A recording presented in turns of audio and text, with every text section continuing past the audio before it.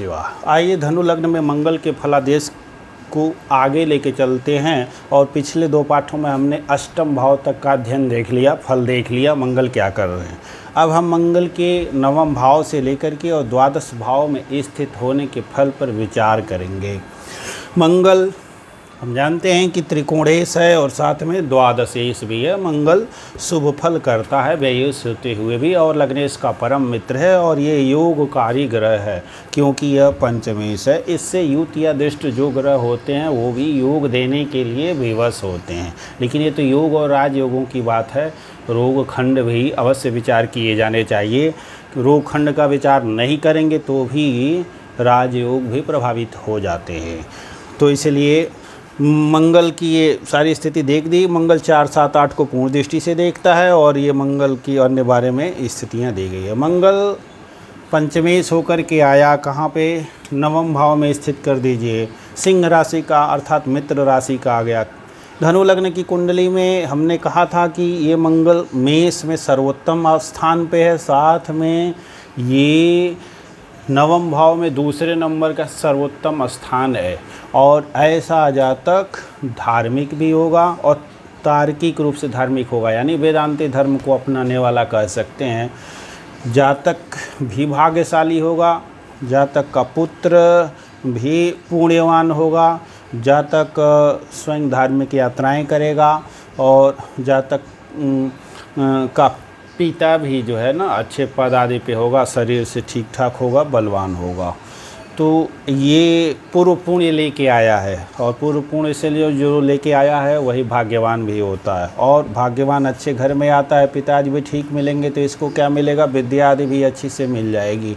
अब ये मंगल त्रिकोण में है तो इस राशि को भी प्रभावित करेगा, इस राशि को भी प्रभावित करेगा। हमने कहा था मंगल जो है त्रिकोण को 75% दृष्टि से देख लेता है, त्रिपाद दृष्टि कहते हैं।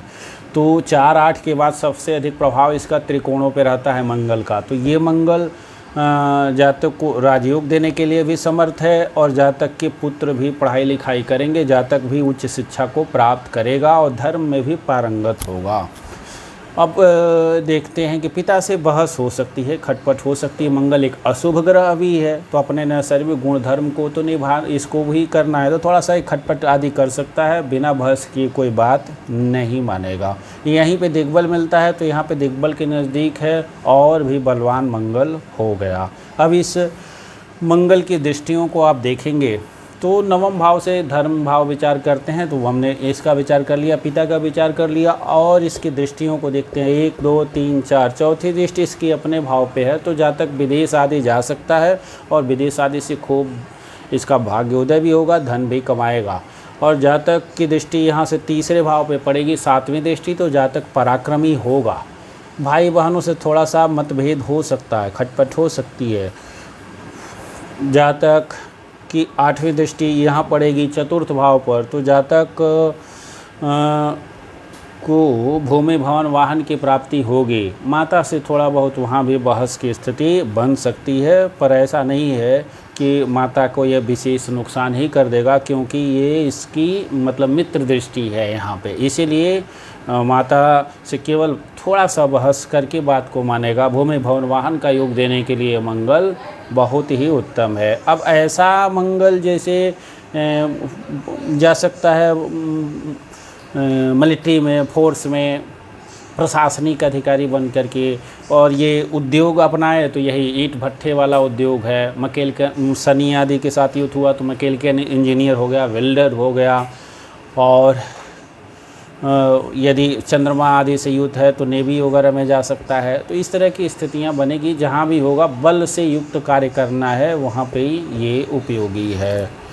अब इस मंगल को हम यहाँ लेके आते हैं 10वें स्थान में। 10वें का मंगल राजयोग देने के लिए बड़ा ही उपयुक्त कहा गया है क्योंकि ये कुलदीप केंद्र में मंगल होने से कुल दीपक योग भी बन जाता है।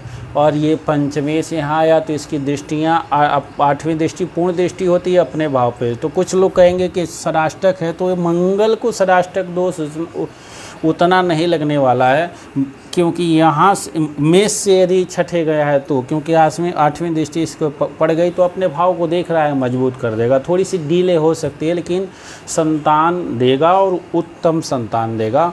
विद्या आदि में थोड़ी सी रुकावट हो सकती है, लेकिन ये ऊंची डिग्री प्राप्ति के समय तो, लेकिन ऊंची डिग्री ये प्राप्त करेगा।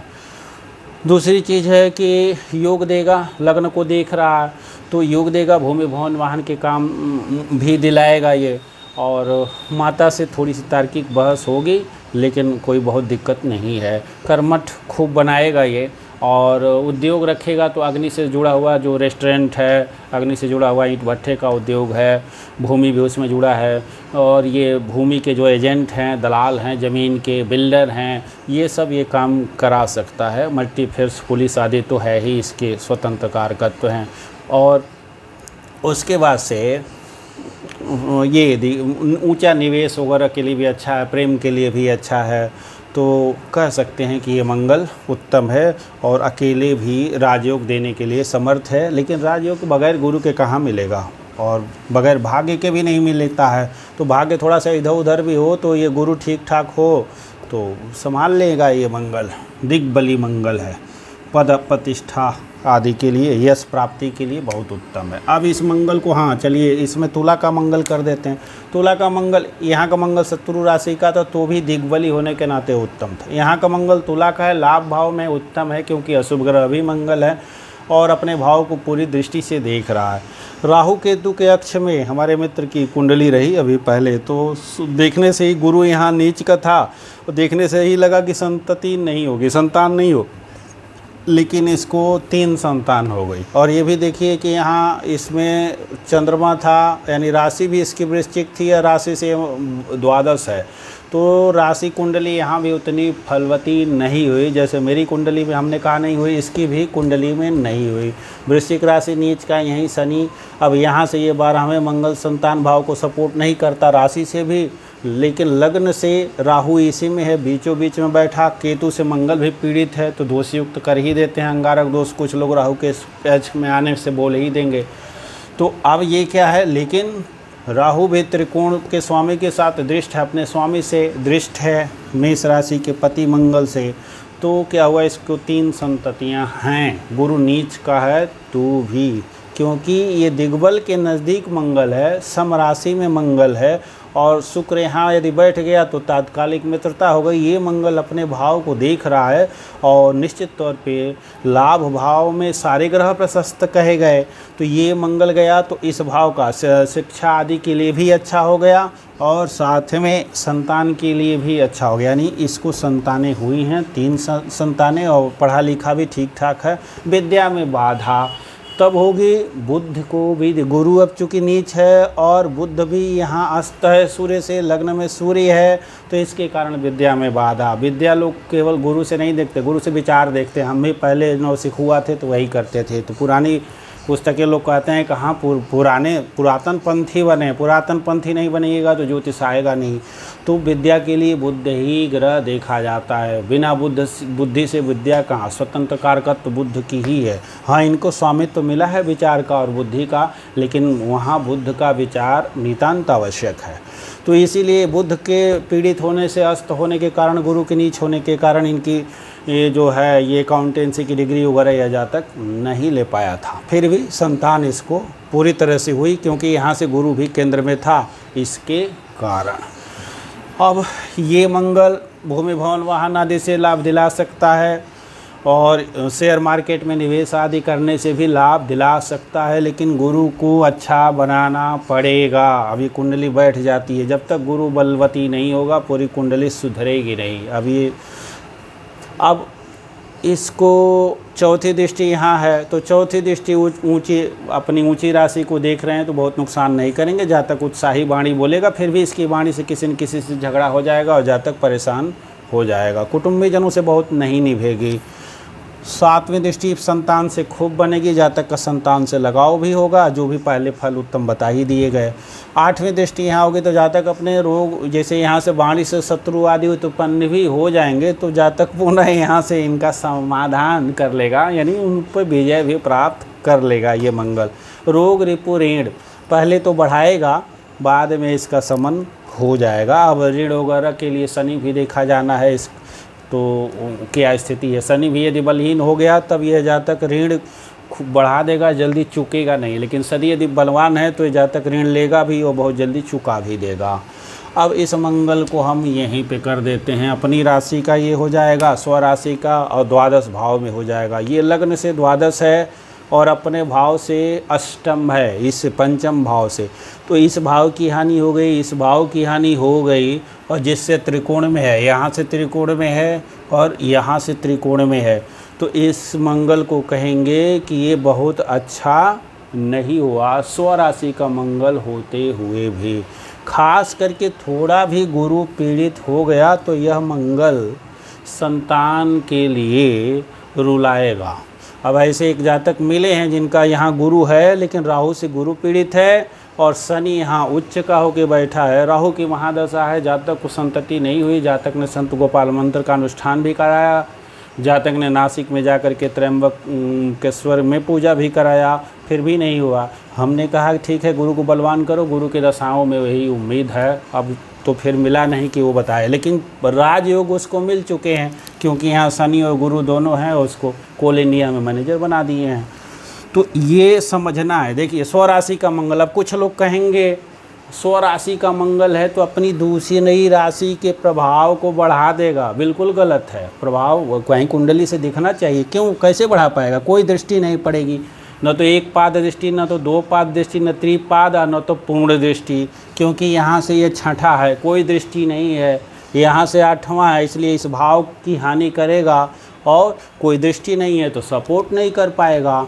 तो ये सूत्र निहायत ही गलत है। इसका खूब प्रचार किया गया है, खूब आप लोग सुने भी हैं, और भ्रम में डालने वाली ये बात है। इससे निकल जाइए क्योंकि यहाँ से ये कोई सपोर्ट नहीं कर पाएगा, तो अपनी राशि में रहते हुए भी कुछ नहीं कर पाएगा इस भाव के लिए।